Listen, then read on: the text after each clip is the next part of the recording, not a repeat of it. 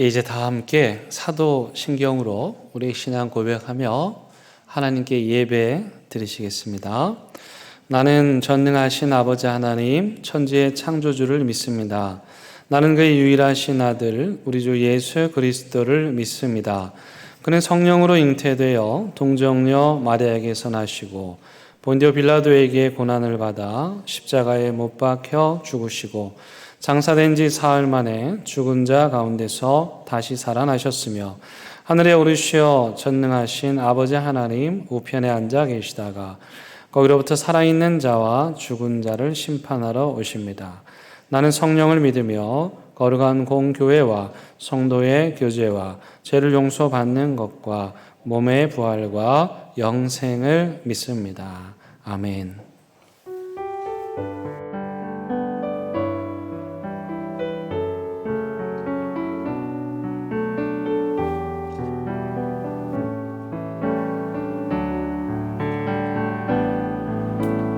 내 평생 사는 동안 주 찬양하리. 여호와 하나님 내 주를 찬양하리. 주님을 묵상함이 즐겁도다. 내 영혼 주 안에서 참 기쁘리. 내 영혼아 주님을 송축하라. 내 영혼아 주님을 찬양하라. 내 영혼아 주님을 송축하라. 내 영혼아 주님을 찬양하라. 내 평생 사는 동안 내 평생 사는 동안 주 찬양하리. 여호와 하나님 내 주를 찬양하리. 주님을 묵상함이 즐겁도다. 내 영혼 주 안에서 참 기쁘리. 내 영혼아 주님을 송축하라.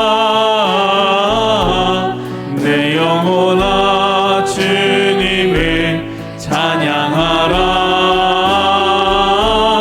내 영혼아 주님을 송축하라. 내 영혼아 주님을 찬양하라.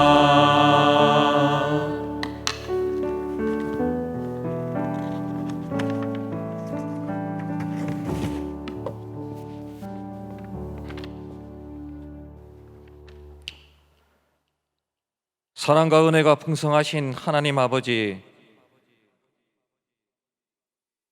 오늘 추수감사절을 맞이하여 이 거룩한 주일 대연교회당에 모여 한 해 동안 하나님께서 베풀어 주신 은혜를 기억하는 날을 기념하는 예배를 드리게 하여 주시니 감사합니다. 오늘도 하나님이 전에 나와 예배를 드리게 하셨으니 은혜를 헛되이 받거나 그저 왔다 그저 가는 이 없게 하옵소서. 십자가의 보혈이 아니었다면 구원받을 수 없었던 저희를 대속하신 은혜에 감사드립니다. 행동으로 지은 죄, 생각으로 지은 죄, 자신도 모르는 사이에 지은 죄가 있다면 용서하여 주옵시고, 저희들의 삶이 오직 성경, 오직 은혜, 오직 믿음, 오직 그리스도, 오직 하나님께 영광 돌리는 삶으로 가득하기를 소망합니다. 내가 무엇을 가지고 여호와 앞에 나아가며 높으신 하나님께 경배할까? 내가 번제물로 1년 된 송아지를 가지고 그 앞에 나아갈까? 여호와께서 천천히 순양이나 만만히 강물 같은 기름을 기뻐하실까? 내 허물을 위하여 내 맏아들을 내 영혼의 죄로 말미암아 내 몸의 열매를 드릴까? 사람아, 주께서 선한 것이 무엇임을 내게 보이셨나니 여호와께서 내게 고하시는 것은 오직 정의를 행하며 인자를 사랑하며 겸손하게 내 하나님과 함께 행하는 것이 아니냐라는 미가 선지자의 말처럼 무드셀라를 낳은 후 하나님을 기쁘시게 하고 동행의 삶을 살아 죽지 않고 하늘로 올라간 에녹처럼 예수님처럼 살기를 원합니다. 저희들이 처한 곳에서 작은 예수의 삶을 최선을 다해 살아 그리스도인이 소금과 빛의 역할을 잘 감당하여 이 땅에 하나님의 나라가 이루어지게 하옵소서. 이번 주간에는 저희 11명의 청소년들이 수능으로 수고를 하였습니다. 다음 세대의 미래를 짊어진 이들이 교회에서나 사회에서나 그들의 역할을 잘 감당하게 하시어 좋은 지도자로 세워주셔서 세상에 선한 영향력을 끼치는 이들이 되게 하옵소서. 지금은 코로나 방역으로 인해 많은 교회와 자영업자들, 의료진들이 힘들어하고 있는 실정입니다. 그들의 아픔을 위로해 주시고 용기를 북돋워 주시옵소서. 지금 한국교회가 어려운 상황이지만 그럼에도 불구하고 한국교회가 세상에 희망의 빛이 되게 하여 주셔서 교회의 사회적 역할을 잘 감당하는 공동체가 되게 하옵소서. 또한 죽어가는 영혼들, 꺼져가는 생명들을 위해 기도에 힘쓰게 하시고 하나님의 사랑을 전하기에도 부족함 없게 하옵소서. 오늘도 저희들을 말씀의 반석 위에 세워주셔서 목사님이 전해주시는 말씀을 통해 흔들렸던 저희의 마음과 생각이 하나님에게로 다시 고정되게 하옵소서. 오늘도 이곳 저곳에서 여러 모양으로 예배를 돕는 모든 손길 위에도 주님이 권능의 팔로 덮어 주시옵고 이 모든 것 우리 주 예수 그리스도의 이름으로 기도드립니다.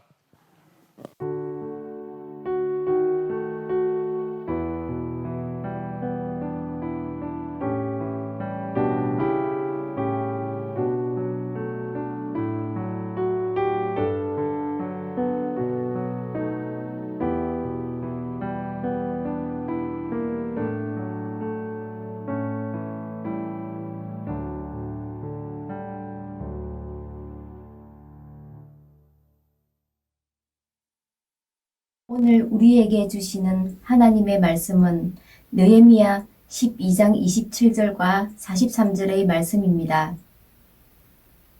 이제 하나님의 말씀을 봉독하겠습니다. 하나님의 말씀을 경청하시기 바랍니다. 예루살렘 성벽을 봉헌하게 되니 각 처에서 레위 사람들을 찾아 예루살렘으로 데려다가 감사하며 노래하며 재금을 치며 비파와 수금을 타며 즐거이 봉헌식을 행하려 하매 43절의 말씀입니다.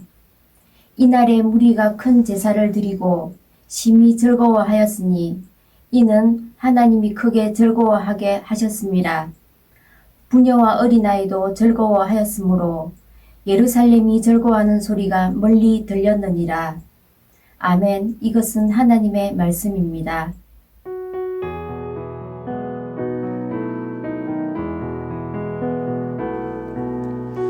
이 말씀 따라 사는 동안 지치지 않게 하시고 이 말씀 따라 사는 동안 주님 나라 이루소서.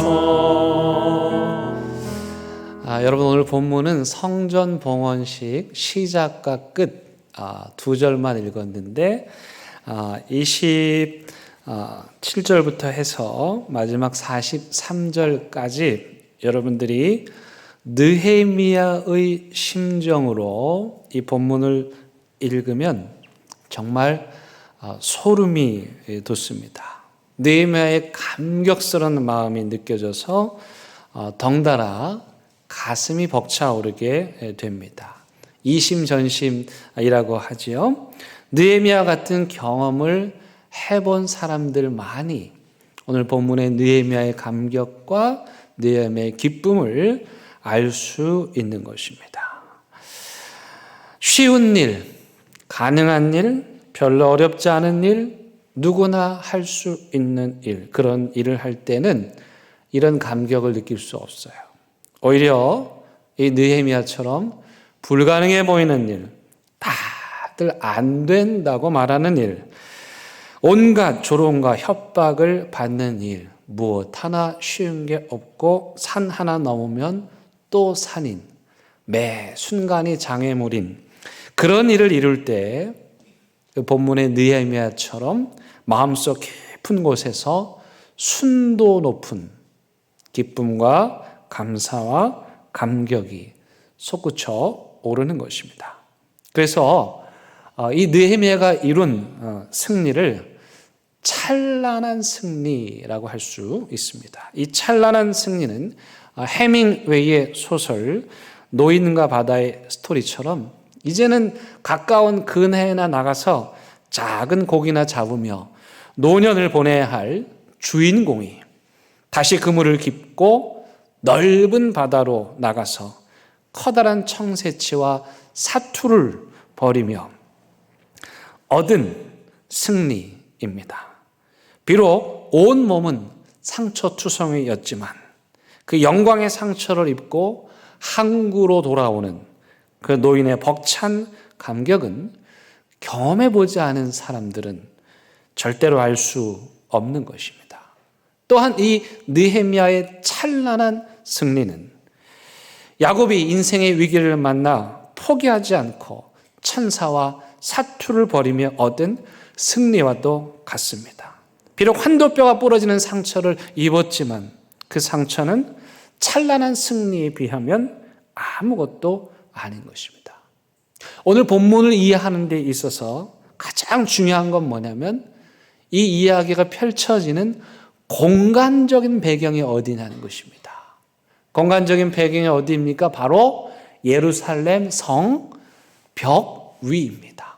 예루살렘 성전을 둘러싸고 있는 성벽, 성벽이 좁지 않잖아요. 넓거든요. 그 위에 사람들이 올라가는데 이 본문의 배경은 뭐냐면 바로 그 예루살렘 성벽 위입니다.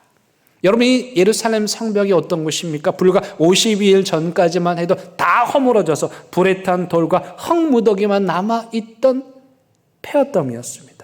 대적자들이 공사를 할 때 옆에 와가지고 여우가 올라가도 무너질 거라며 조롱하던 성벽이었습니다. 그런데 52일 전까지만 해도 도저히 상상할 수 없었던 일이 일어난 거예요. 그 폐허더미로 변해버렸던 조롱받던 성벽 위에 느헤미야와 제사장과 레인과 이스라엘 백성들이 서 있는 것입니다. 아마도 이 느헤미야는 이 성벽을 걸으면서 자기가 걸으면서도 믿기지가 않는 거죠. 야, 이걸 우리가 지었구나. 걸어다니면서 보고도 믿을 수 없는 그런 현실을 보면서 사람들과 함께 감동하고 있는 거예요. 그러면서 지난 52일 동안 있었던 그가 겪었던 일들이 주마등처럼 스쳐 지나갔겠죠. 여러분, 대한민국 양궁이요 전 세계에서 최고예요. 지난 올림픽에 이어서 최근에 있었던 세계 선수권 대회에서도 우리나라가 금메달을 싹쓸이 해버렸어요. 그런데 여러분, 양궁보다 더 대단한 게 있어요. 그건 뭐냐면 대한민국 양궁 장비입니다. 지금 전 세계에서 양궁인들이 가장 많이 사용하는 양궁 장비가 어느 나라 것이냐? 바로 한국 제품이에요. 한국 회사가 전 세계를 석권하고 있어요. 그런데요, 불과 1988년 우리가 올림픽을 나갈 때만 해도 우리나라에는 양궁 장비를 만드는 회사가 없었어요. 장난감 활 만드는 회사가 3개밖에 없었대요. 그럼 어디서 활을 선수들이 사다가 썼냐 하면 미국하고 일본 제품을 사다가 쓴 거예요. 근데 한국이 양궁을 너무 잘하니까 한 번은 시합을 앞두고 미국 회사에서 한국 사람들한테는 활을 안 팔아 이렇게 된 거예요. 기억하시죠? 그래서 양궁협회 몇몇 분들이 야, 우리가 활을 만들자. 우리가 장비를 국산화하자. 여러분, 반응이 어땠을까요? 사람들이 난리가 난 거예요. 장난감 회사밖에 없는 우리나라가 무슨 화를 만드냐.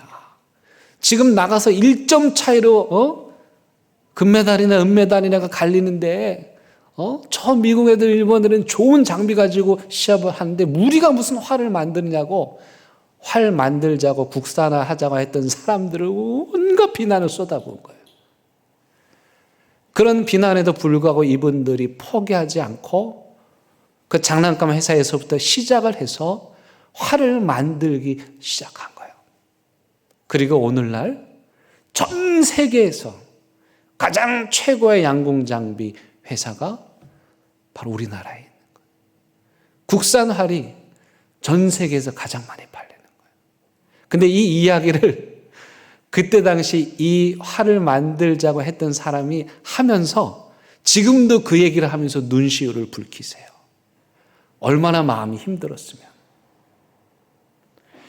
느헤미야는 페르시아 왕실에서 성벽이 무너졌다는 소식을 듣고 자신의 안정된 삶을, 왕실에서의 삶을 포기하고 한 걸음에 예루살렘으로 달려가 성벽을 재건하는 일에 온 몸을 던졌습니다.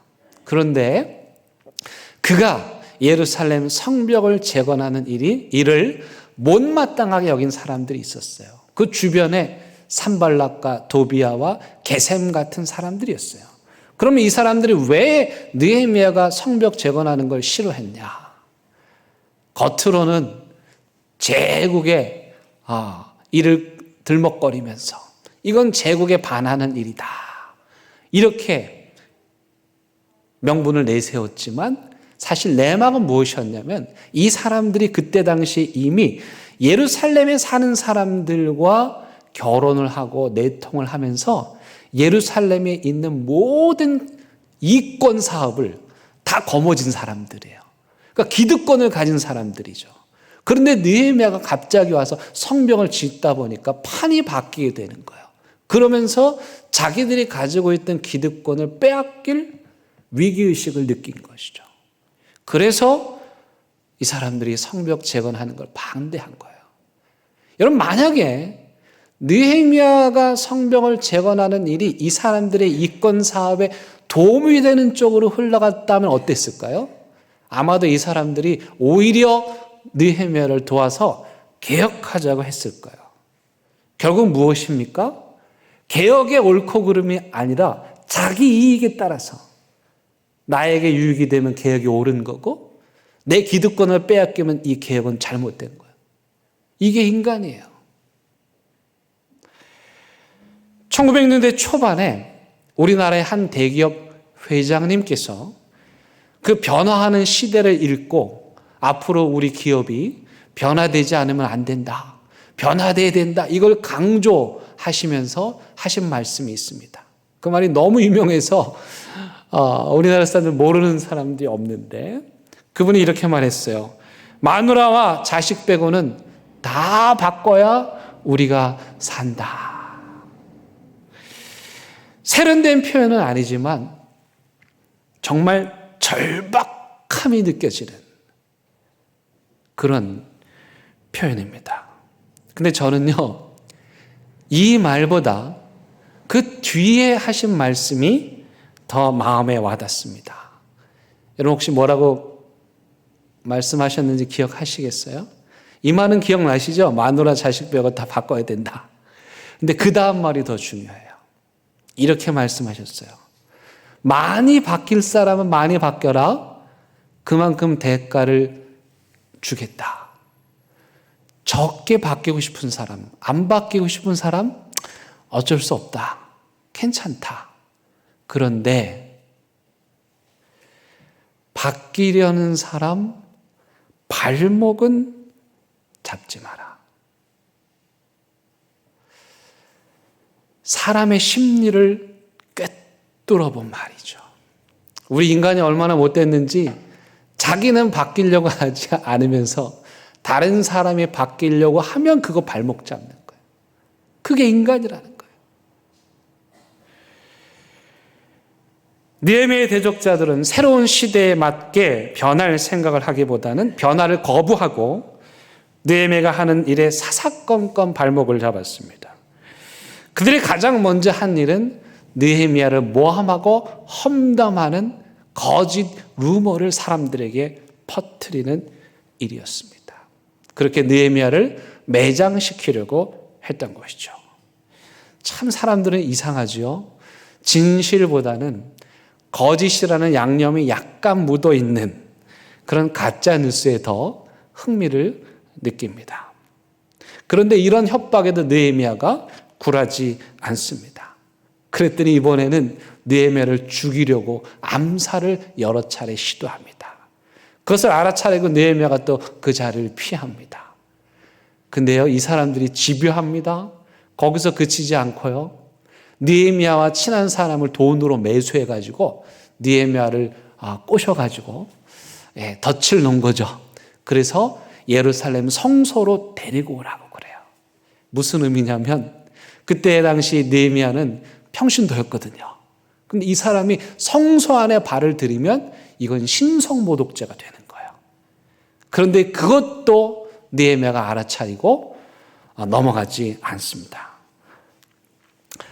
하지만 이들은 끊임없이 계속해서 이스라엘과 내통을 하고 내부 분열을 일으키면서 느헤미야의 성벽 재건을 집요하게 방해합니다. 그런데요, 여러분, 느헤미야를 위협했던 가장 치명적인 적은 이런 외부의 적이 아니라 바로 내부의 적이었는데, 그것은 다름 아닌 이스라엘 백성들의 패배의식이었습니다. 나는 안 된다는 거예요. 우리나라는 안 된다는 거예요. 우리 집은 안 된다는 거예요. 우리 교회는 안 된다는 거예요. 그게 패배의식이에요. 이 대적하는 사람들이요, 노래를 만들어가지고 이스라엘 사람들한테 퍼뜨렸어요. 근데 이 사람들이 그 노래를 부르면서 패배의식에 점점 빠져들어가는 거예요. 그 노래 가사가 뭐였냐면은, 흙더미는 아직도 산더미 같은데, 할 일이 태산 같은데, 짊어지고 나르다 힘이 다 빠졌으니 우리 힘으로는 이 성벽 다 쌓지 못하리. 우리 힘으로는 안 된다는 거예요. 그러니 포기하겠다는 거예요. 한번 해보자고, 힘을 내보자고, 같이 해보자고, 잘 살아보자고 해도 될까 말까인데, 할 일은 태산 같은데, 우리 손목에 힘 빠졌는데 우리가 이걸 어떻게 하냐? 우리 못한다. 이들의 목소리는 그 옛날 여리고성의 정탐꾼들을 생각나게 합니다. 12명의 정탐꾼들 중에 다수인 10명은 소위 현실론을 내세우며 자신들은 여리고성 사람들에 비하면 메뚜기와 같다. 스스로를 비하하며 열등감에 빠져서요, 밤새 통곡을 하였습니다. 여러분, 자기 힘으로 조그만 것 하나라도 성취해보지 못한 사람들은 이렇게 어려운 일을 만나면 주저앉아 버립니다. 그런 일이 반복되면 패배감의 굴레에서 빠져나오지 못하고 패배의식에 사로잡히게 되는 겁니다. 패배의식에 사로잡힌 사람들의 특징은 뭐냐면 성장하지를 않고 늘 제자리에 맴도는 거예요.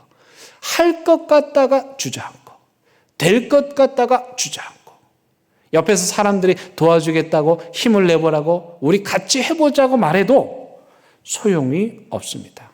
결국 패배의식에 사로잡힌 사람들의 발목을 잡은 건 주변의 환경들, 예를 들면 집안이라든지 학벌이라든지 사회라든지 부모님이 물려준 재산이 없어서라든지 그런 게 아니고 결국 그 사람 마음에 자리 잡고 있는 내면의 열등감과 패배의식입니다. 그래서 여러분, 자녀들에게, 아이들에게 스스로의 힘으로 무엇인가를 성취하는 경험을 시켜주는 거, 이게 굉장히 중요해요. 조그만 거 하나라도 하면 잘했다.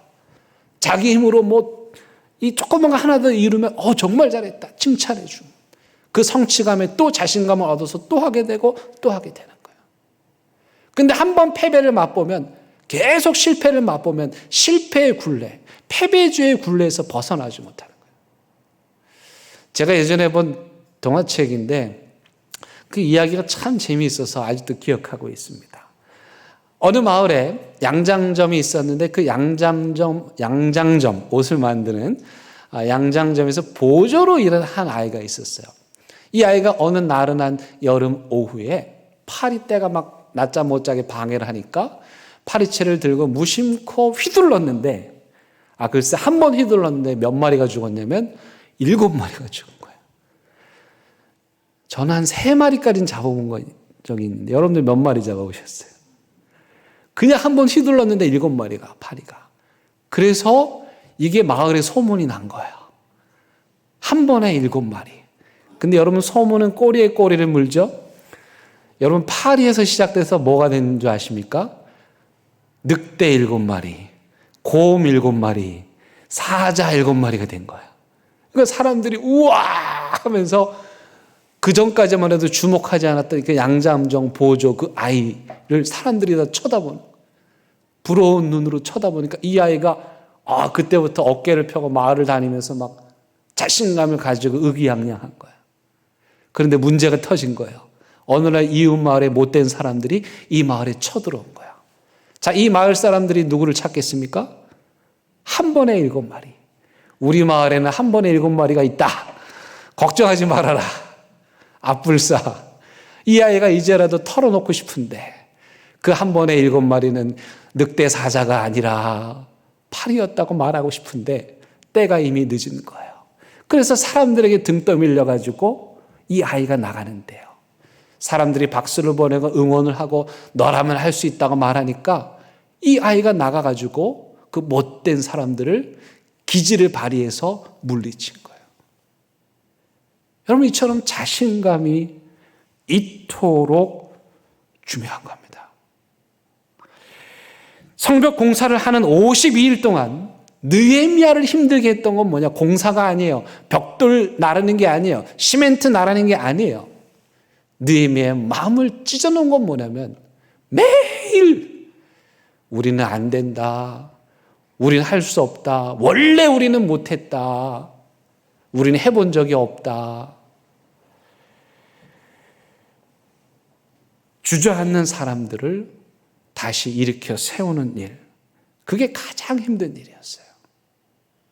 그런 과정을 통해서 드디어 52일 만에 성벽을 완공하고 하나님께 봉헌하는 지금 이 순간. 여호가 올라가도 무너질 것이라고 조롱받던 그 성벽 위에 수많은 사람들이 올라가 서 있는 그 순간. 느헤미야와 이스라엘 백성들이 느꼈을 그 감동과 감격. 여러분 이제 조금은 상상이 되시죠?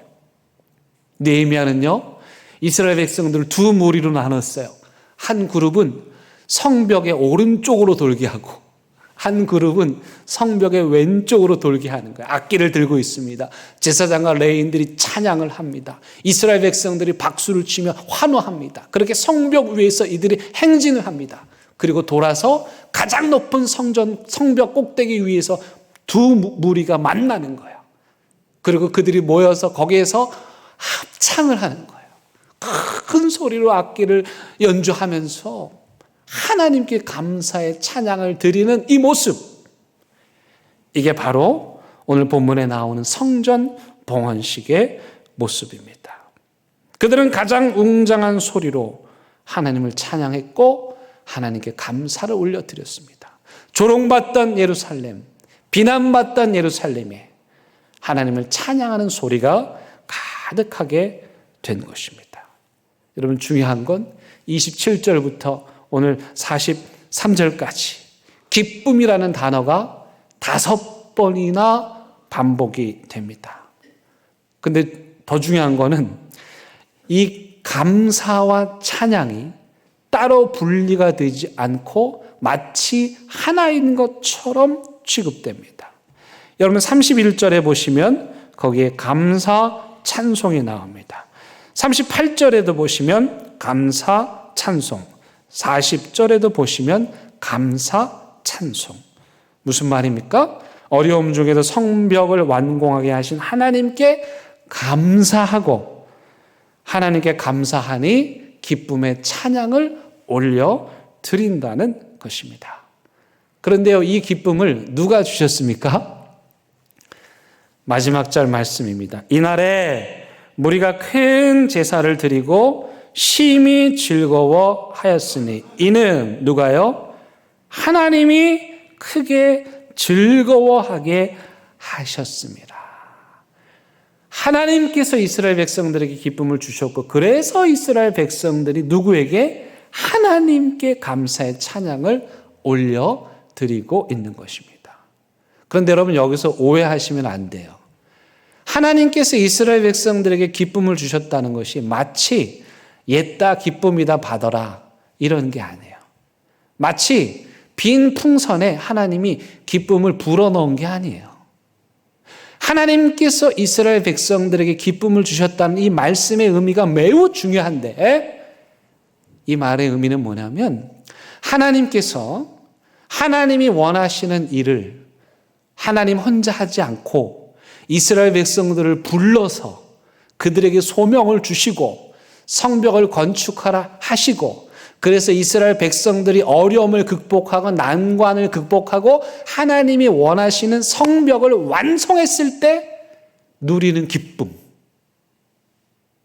그래서 하나님이 기쁨을 주셨다는 건 아무것도 없는데 던져준 기쁨이 아니라 하나님의 일을 했을 때 어려움을 극복하고 난관을 이기며 하나님의 일을 했을 때 누리는 기쁨. 그 기쁨을 하나님께서 주셨다는 말씀입니다. 여러분 올해도요 제가 다 말씀드릴 수는 없지만 어려운 환경 가운데서도 많은 성도님들이 이 느헤미야처럼 성벽 위에 오르셨습니다. 그 성벽 위에 오르기까지 정말 말로 다 할 수 없는 고난, 외로움, 시련을 겪으셨지만 그 시간들을 버티고 견디며 조롱과 멸시를 이기며 성벽 위에 우뚝 선 분들이 많이 계십니다. 그분들이야말로 이 시대의 느헤미야라고 할 수 있습니다. 뿐만 아니라 우리 대의원 교회도 올 한 해 수많은 어려움에도 불구하고 성벽 위에 우뚝 섰습니다. 그 내용을 영상으로 보시겠습니다.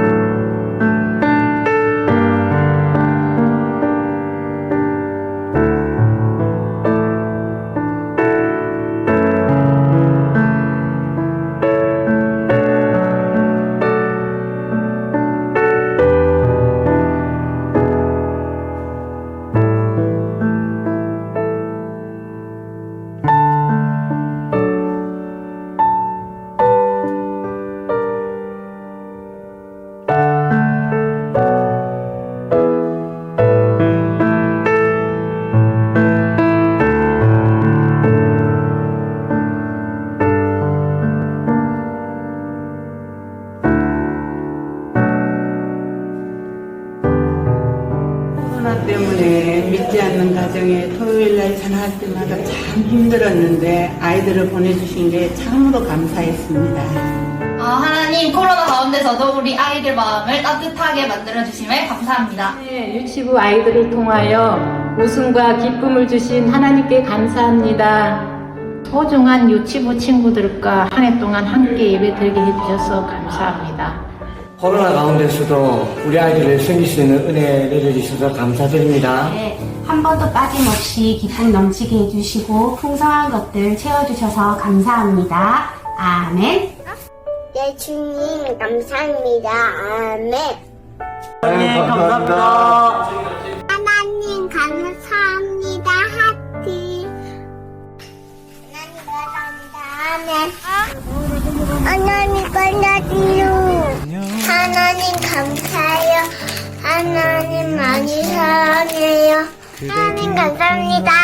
하나님 감사합니다. 하나님 감사합니다. 하나님 태어나게 해주셔서 감사합니다. 가족이랑 같이 교회를 올 수 있어 감사합니다. 하나님 건강하게 해주셔서 감사합니다. 우리를 사랑하게 해주셔서 감사합니다. 하나님 감사합니다. 하나님 감사합니다. 하나님 맛있는 걸 많이 먹게 해주셔서 감사합니다. 하나님 감사합니다. 하나님 감사합니다. 하나님 감사합니다. 시작! 하나님 감사합니다. 하나님 감사합니다. 제2의 하나님의 종으로 살 수 있는 길을 열어주셔서 감사합니다. 작년에는 아예 시도도 못했던 우리 수련회를 올해는 짧은 시간 간단하게라도 드릴 수 있었던 게 참 감사했습니다. 코로나 시대를 잘 지나고 보사의 사명을 잘 감당할 수 있게 해주셔서 하나님께 정말 감사드립니다. 손짓하며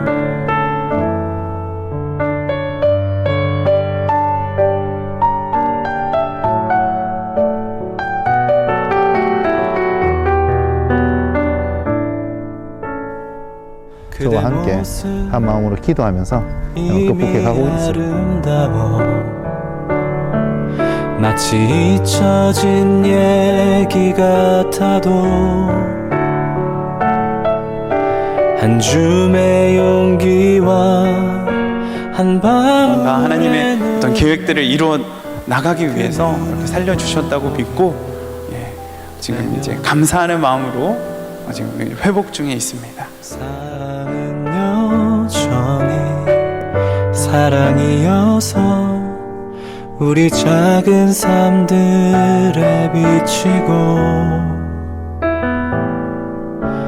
깊은 밤 지나면 새날이 오듯 여기 손에 닿을 듯 가까이 손짓하지.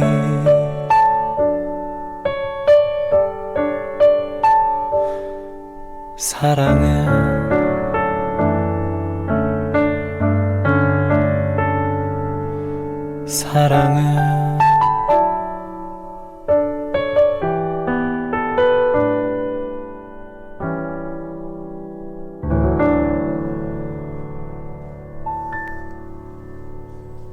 여러분 올 한 해도 우리가 하나님께 이렇게 풍성한 감사의 고백을 할 수 있게 해주심에 감사하며 하나님께 영광과 감사의 찬양의 박수를 한번 올려드리기를 원합니다. 감사합니다.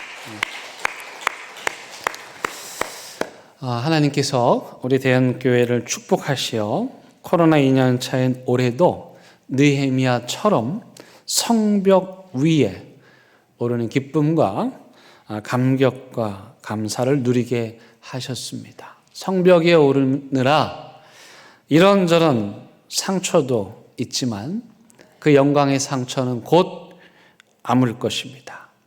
이제 또 다시 힘을 내어 하나님 나라의 성벽을 재건하는 그 일에 동참하는 저와 여러분들 될 수 있기를 주님의 이름으로 간절히 부탁을 드립니다. 이 시간에 함께 한 30초 정도 짧게 기도하시겠습니다. 여러분 하나님께 감사할 것, 감사의 고백들 있으면 고백하시고 또 우리를 여기까지 인도하신 그 하나님의 은혜, 성벽에 오르게 하신 하나님의 은혜를 생각하며 하나님께 감사의 기도 드리시기 바랍니다.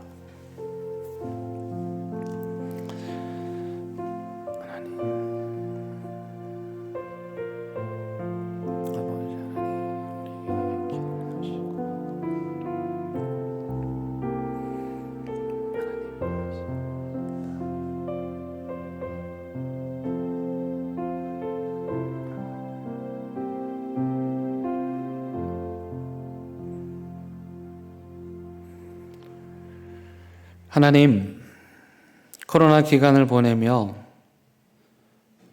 이제는 무엇이 중요하고 또 무엇이 중요하지 않은지 분명하게 알게 하셔서 감사합니다.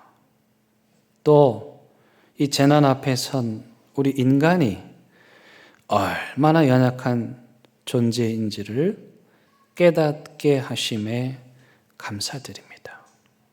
그리고 무엇보다도 이런 어려움 가운데서도 느헤미야처럼 포기하지 않고 하나님 나라 사역에 우리 대연교회가 동참할 수 있게 하심에 감사드립니다. 이 감사가 대연교회 안에 흐르고 넘치고 계속되게 하여 주옵소서. 예수님의 이름으로 기도드립니다. 우리 찬양하시겠습니다.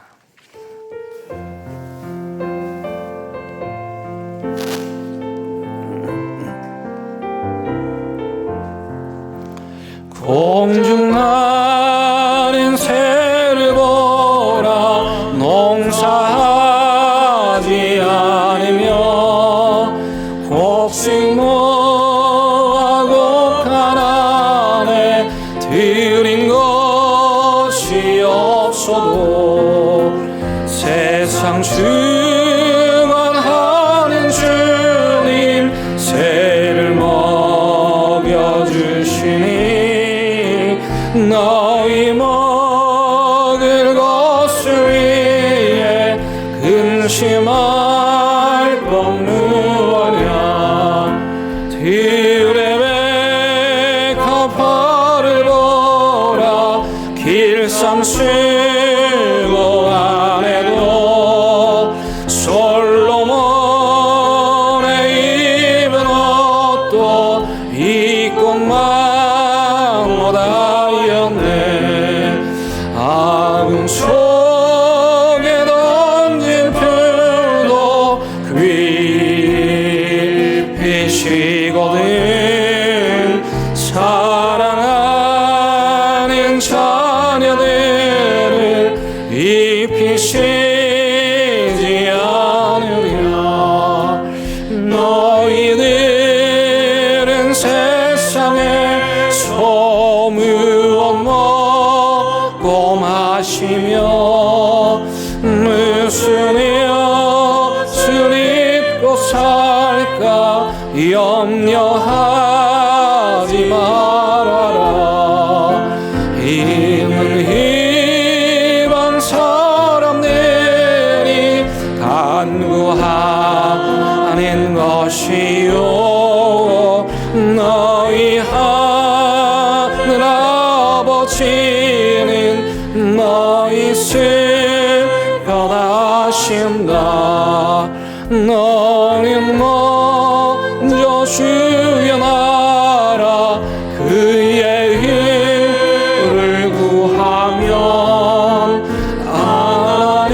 하나님이 모든 것을 너희에게 주시리 내일 일을 위하여서 아무 염려 말지니 내일 염려하지 말라 오늘 곧 생족하다.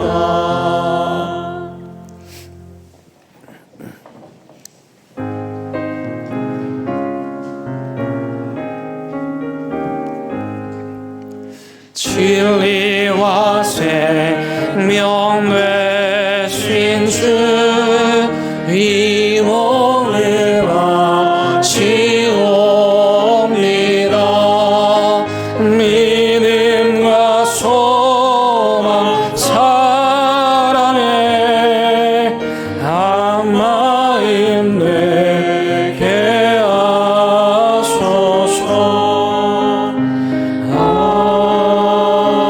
아멘. 하나님, 추수감사절 맞아 하나님 앞에 귀한 예물 올려 드립니다. 한 해의 결실들 감사하고 어려움 중에도 성벽 위에 오르는 기쁨 맛보게 하심 감사하여 귀한 예물 올려 드리오니 드리는 손길들, 이 삶의 고백들 하나님 기억하셔서 만배로 갚아 주시옵시고 하늘의 상급을 누리며 하늘의 축복을 누리며 살아가는 복된 인생들 다 되게 하여 주옵소서. 이제 세상으로 나아갑니다. 주저앉아 있는 사람들, 패배의 순환고리에서 벗어나지 못하는 사람들, 나는 안 된다고 절망하고 있는 사람들, 그들은 하나님의 말씀으로 일으키며 다 함께 성벽 위에 오르는 기쁨을 누리게 하옵소서. 예수님의 이름으로 기도 드립니다. 아멘. 예, 잘 보내셨죠? 옆에 있는 분들과 함께 인사 나누시겠습니다. 예, 반갑습니다. 잘 오셨습니다. 우리 온라인 예배 드리신 분들을 위해서도요, 우리 손 한번 흔들어 인사해 주시면 감사하겠습니다. 반갑습니다. 잘 오셨습니다. 예, 오늘 우리가 추수감사 예배 드리고 있고요. 그래서 여러분들에게 작은 선물 준비했습니다. 이렇게 예쁘게 포장이 된 떡인데요. 여러분 하나씩 받아 가시기를 바랍니다. 코로나 상황을 좀 고려해서 위생이나 또 포장을 좀 꼼꼼하게 했습니다. 그리고 오늘 예배를 마치면 나가지 마시고 이 앞으로 나오셔서 함께 기념 촬영을 하도록 하겠습니다. 제가 부임한 이후 추수감사절 예배 때마다 사진 촬영을 하는 이유는 바로 저와 여러분들이 하나님께 드리는 감사의 제물이라는 뜻이고요. 또 한 가지는 사진을 잘 찍어 놓으면 먼 훗날 역사의 기록이 됩니다. 그리고 무엇보다도 내년도 달력에 여러분들이 나오게 될 겁니다. 그래서 오늘 한 번 더 가지 마시고 나는 사진 찍는 거 싫어하는데 괜찮습니다. 마스크를 써서 누가 누군지 모르니까 안심하시고 나오셔서 사진 촬영하시기를 바랍니다. 새벽 예배, 연말 연시, 여러분 흔들리는 세상에서 새벽 기도로 우리의 마음을 지킵시다. 기도하자고 말씀을 드렸고 도움을 드리기 위해서 이렇게 예쁜 자료집을 만들었습니다. 여러분 거기 보시면 주보 안에 들어있는 건데요. 흔들리는 세상에서 새벽 기도로 내 마음 지키기, 그리고 펴시면 그 안에 기도의 제목들, 시편에서 뽑은 주옥 같은 기도의 제목들이 있습니다. 어떻게 기도해야 되는지 모르는 분들, 또 기도의 깊은 곳에 들어가기를 원하시는 분들, 이 기도를 매일 따라서 읽으시기만 해도 기도로 배우게 됩니다. 근데 요 기도는 특히 내 마음에 와닿는다. 그러면 거기 본문이 있습니다. 그 본문을 찾아 들어가 그것을 읽고 기도하시면 또 더 기도하실 수가 있습니다. 알버트 슈바이처라고 하는, 여러분 아시죠? 그 아프리카의 성자로 알려진 그분이 이런 말을 했습니다. 기도한다고 세상이 쉽게 바뀌지는 않습니다. 그런데 오히려 기도하는 중에 기도하는 그 사람이 바뀌고요. 그렇게 기도하다 바뀐 사람이 세상을 변화시킵니다. 기도는 누구를 바꾸려고 하는 게 아니라 우리 자신들이 변화되려고 하는 거예요. 흔들리고 유혹 많은 이 연말 연시, 기도로, 하나님 말씀으로 여러분 마음 지키시기를 바랍니다. 맨 뒤에 보면 이렇게 오늘 내가 예배 드린 거 표시하는 것도 있어요. 이런 재미가 또 있죠. 하루하루 동그라미 치면서 여러분들 하나님과 약속한 날들을 새벽 예배 드리시기를 바랍니다. 오시면 더 좋고요. 오실 수 없는 분들은 온라인 예배 통해서라도 꼭 드리시기를 부탁드립니다. 성탄 트리 점등 예배가 다음 주일 오후에 있습니다. 원래 금요일날 하던 건데 코로나 상황을 감안해서 주일날 모이게 됩니다. 이 동네 사람들에게 우리 아기 예수님의 탄생의 기쁜 소식을 전하고 그들도 함께 기쁨을 누리라는 의미에서 성탄 트리 점등 예배합니다. 우리 동네에서는요 꽤 유명해져서 우리가 해놓으면 지나가던 분들이 와서 사진 찍습니다. 예쁘다고요. 우리가 그렇게라도 복된 소식 전하려고 하는데 그 점등 예식을 우리가 따로 여기서 하거든요. 예, 함께 참여해 주시기를 바랍니다.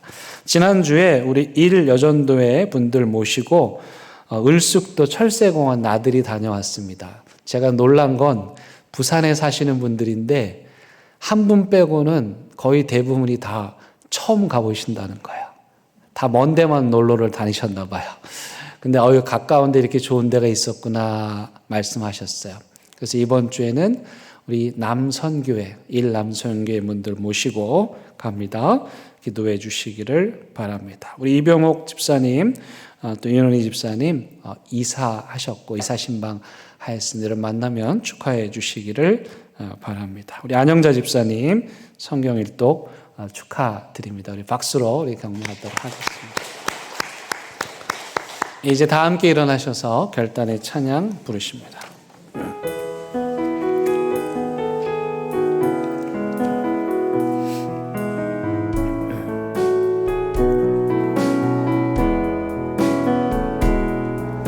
그 선하님의 고용이 감싸요 그 놀라운 평화를 누리며 나 그대들과 함께 걸어가네 나 그대들과 희망을 여네 지나간 아픔과 고통의 날이 무겁게 내 영혼 짓눌러도 오 주여 우리를 면치 마시고 약속된 구원을 이루소서 그 선하님이 우리 감싸시니 믿음으로 일어나길 기대하네 주 언제나 우리와 함께 계셔 하루 또 하루가 늘 새로워. 우리 주님 예수 그리스도의 은혜와 하나님의 크신 사랑과 성령님의 인도하심이 어려움 중에도 환난 중에도 역경 중에도 믿음으로 기도하며 성벽 위에 올라 기쁨의 찬양을 부르게 하신 그 하나님께 감사하며 우리의 평생의 삶이 그런 감격과 그런 감사를 누리기로 다짐하는 사랑하는 대형교회 모든 성도들 위해 이들의 가정과 일터와 사업장, 지금 온라인 예배 드리고 있는 각 가정의 재단, 코로나 재난의 현장에서 분투하시는 의료진과 방역당국 위에, 이 나라 이 민족 위에 이제부터 영원토록 함께 하시기를 간절히 축원하옵나이다. 아멘.